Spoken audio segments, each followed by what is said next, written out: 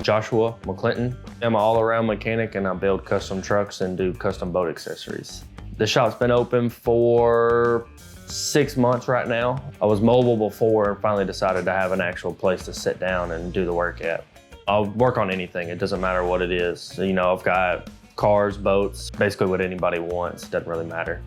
I'm actually getting to do what I want to do, how I want to do it, and get it taken care of, and it's done the right way the first time.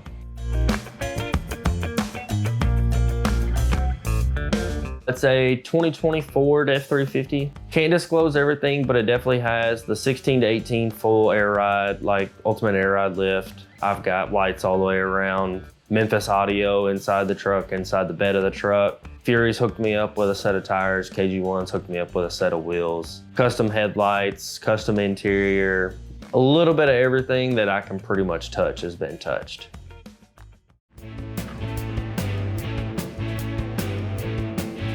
I have been there before, but I haven't actually had my vehicle there. I was supposed to go last year and things happened and what people I were going with backed out last minute, so I wasn't able to go, but I did have the white truck of mine that went last year. I think it'll be a lot better, a little more active.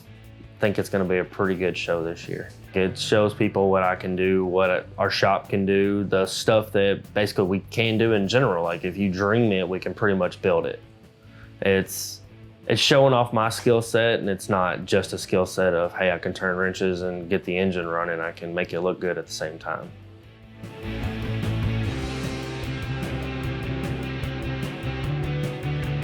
They're making it harder and harder these days to change the factory radios. So that being able to use the factory radio, keep the factory look on that, and being able to actually hook up and do everything you want to really has been an interest in mine.